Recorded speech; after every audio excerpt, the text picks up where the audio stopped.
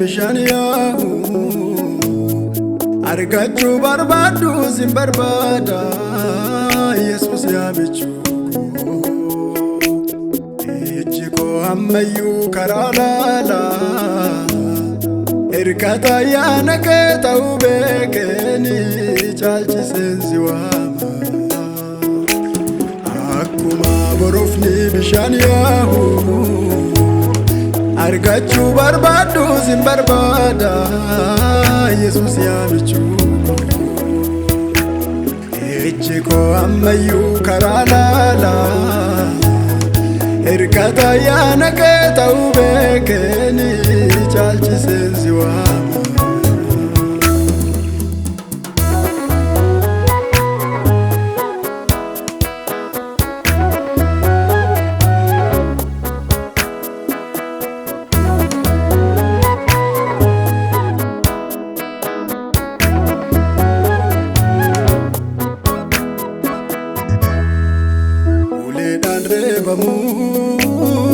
qaamni isaanii madaa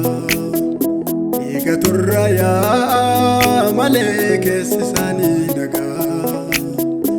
uleedhaan reebamuu qaamni isaanii madaa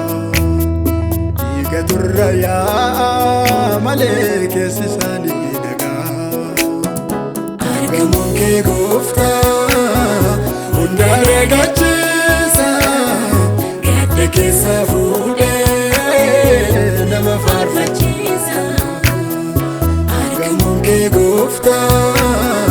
hundaa reegachiisa gadda keessa fuudhee nama faarfachiisa.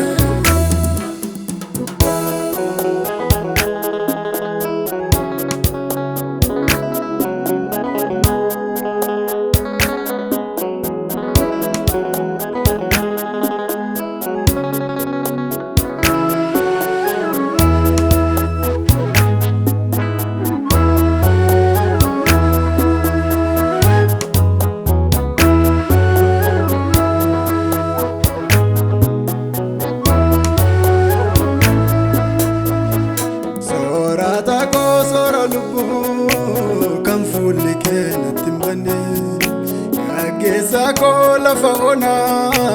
kan gaggeesse hin dadhabne amala kee tamala koo naaf danda'ee obse malee naaf imaaluu fuuldura kee deddeebi'uu jaba malee. Soorata koo soora lubbuu kan fuulli kee natti hin banne gaggeessa koo lafa onaa kan gaggeesse hin dadhabne amala keetu amala koo naaf danda'ee obse malee naaf imaaluu fuuldura kee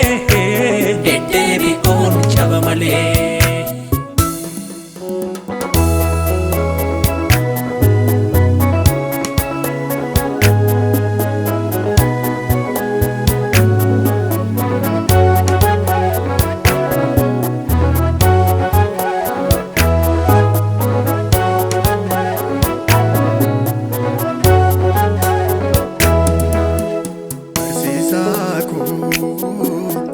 Yaa Rabbuuni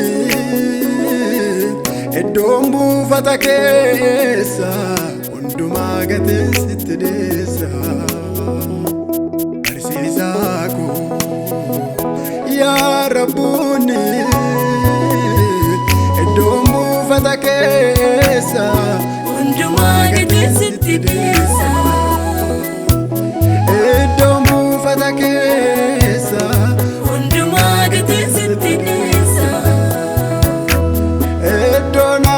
kee